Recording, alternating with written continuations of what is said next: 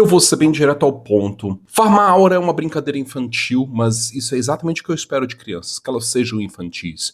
Eu me preocupo mais com a ignorância de adultos do que com a infantilidade esperada de crianças. Olá, eu sou o Fausto Ramos, este aqui é na minha opinião, um quadro que eu tenho no meu canal de YouTube que eu resolvi reviver agora em pleno 2026. Nesse formato meio vlog, onde eu vou falar a respeito de filosofia, ocultismo, magia do caos e qualquer coisa que eu tenha vontade de gravar um vídeo dando a minha opinião.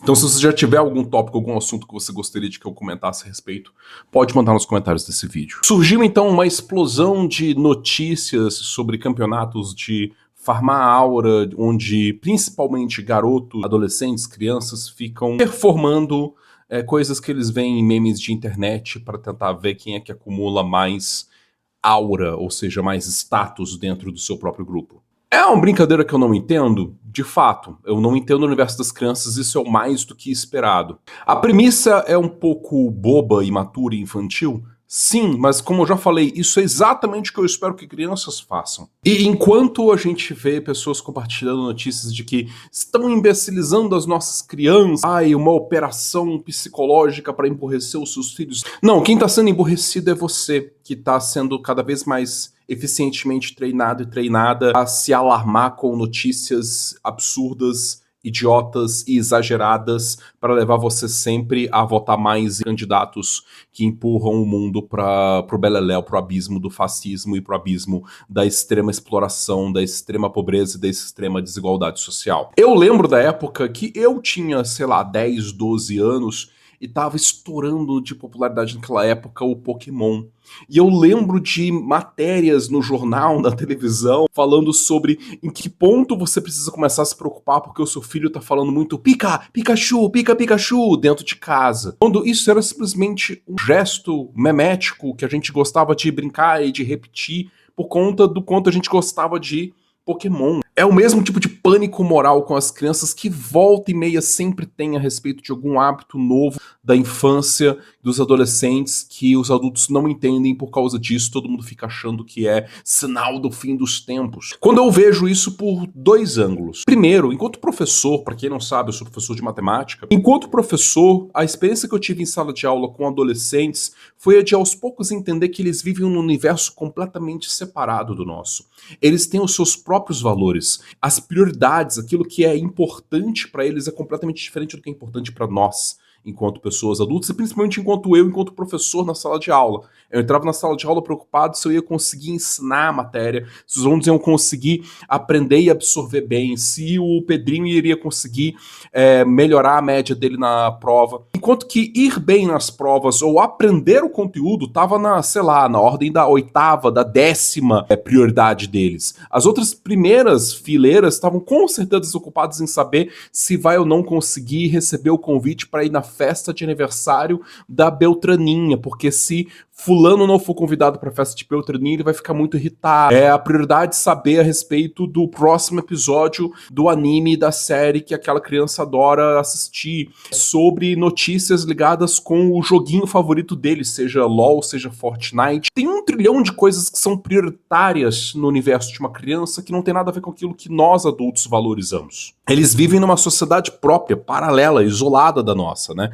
Eu lembro de um desenho que eu acompanhava naquela época que era a Turma do Bairro, que era sobre um conjunto de crianças que formava quase uma espécie de uma coalizão militar muito maluca para tentar combater os adolescentes que estavam sempre em pé de guerra com eles, mas que no momento que aquela criança ganhava, né, uma certa idade, fazia 13 anos, ela tinha a memória dela apagada e ela deixava de ser um agente daquela turma do bairro. Isso é muito marcante e significativo do quanto que a gente já tem até olhares na mídia sobre a infância, de compreender o quanto que isso é um universo que a gente não toca, a gente não consegue entrar dentro dele, a gente não consegue compreender por completo. Não é à toa que a gente vê esses campeonatos de Farm Aura, a gente não entende, porque não foi feito pra gente entender. Porque a gente não consegue mais compartilhar dos mesmos signos, das mesmas critérios de entendimento de como que aquele jogo funciona. E tá tudo bem a gente não entender. O outro ponto que eu aponto a respeito disso é que, na verdade, tem coisas que dá sim pra entender. Não exatamente de como que o jogo funciona, mas do que inspira esse tipo de jogo. Crianças e adolescentes criam as suas próprias dinâmicas de grupo social. Elas criam suas próprias dinâmicas de o que significa alguém acumular ou não status, ascender ou descer socialmente dentro da categoria de status do seu próprio grupo.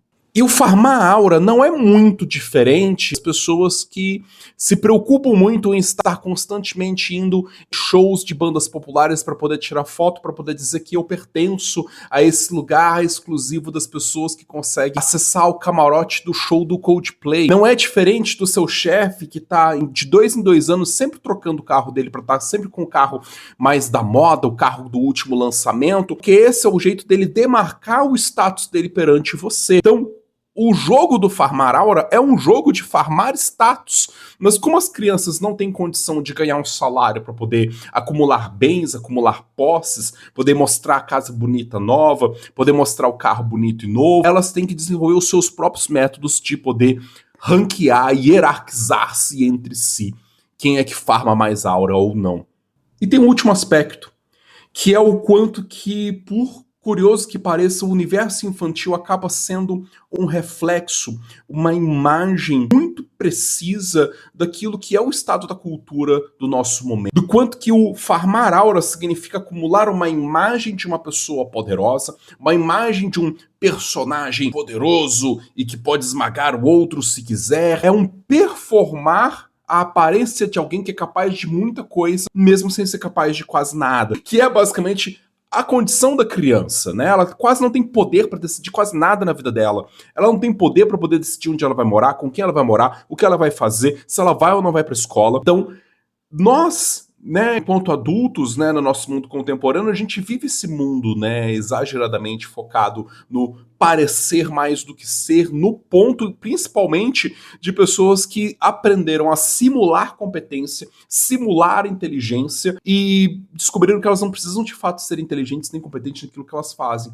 Basta parecer, basta ter aura de alguém que é competente e ela consegue evoluir na vida, conseguir diferentes empregos, consegue vender um monte de curso na internet, fazendo-se parecer alguém que tem autoridade no assunto que não necessariamente ela tenha. E isso é muito característico do nosso tempo, de a imagem tem exageradamente muito mais valor que o valor concreto do que a pessoa é ou não capaz de fazer, do que ela é capaz ou não de produzir, do que ela é capaz ou não de ser na vida e no mundo dela. Então, esses foram os meus 2 centavos, a minha opinião a respeito desse assunto de farma aura.